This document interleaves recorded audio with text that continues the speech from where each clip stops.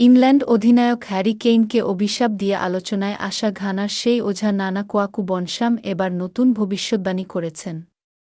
তার দাবি, কেপ ভার্দের কাছে হেরে বিশ্বকাপ থেকে বিদায় নেবে আর্জেন্টিনা। গ্রুপ পর্বের ম্যাচে ঘানার মুখোমুখি হওয়ার আগে ইংল্যান্ডের সর্বোচ্চ গোলদাতা হ্যারি কেইনের উপর অভিশাপ দিয়ে সম্প্রতি ভাইরাল হন এই ঘানাইয়ান ওঝা। তখন তিনি বলেছিলেন, আমি কেইনের উপর কাজ করছি। আমি তার বড় কোনো ইনজুরি চাই না। তবে আমার দেশের বিরুদ্ধে তাকে আটকে রাখার জন্য যতটুকু দরকার ততটুকুই করব। ঘানাকে জেতাতে আমি আমার কাজ করব। সেই ম্যাচটি 0-0 গোলে ড্র হয়েছিল। আর চলতি বিশ্বকাপে বায়ার্ন মিউনিখের এই স্ট্রাইকার কেবল ওই একটি ম্যাচেই গোল করতে পারেননি। ম্যাচ শেষের বাঁশি বাজার পর সেই ওঝা দাবি করেন, আমি বিশ্বের সবচেয়ে শক্তিশালী ওঝা।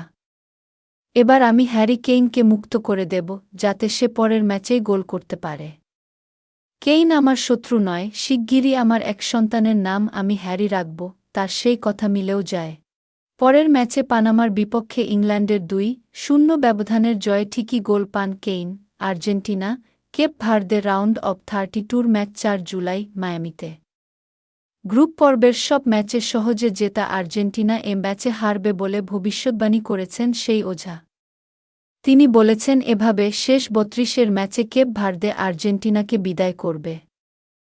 বিশ্বকাপের মঞ্চে আর্জেন্টিনা এখন পর্যন্ত 7 বার আফ্রিকার দলগুলোর মুখোমুখি হয়েছে। তবে নকআউট পর্বে আফ্রিকার কোনো দলের বিপক্ষে এটাই হবে তাদের প্রথম ম্যাচ।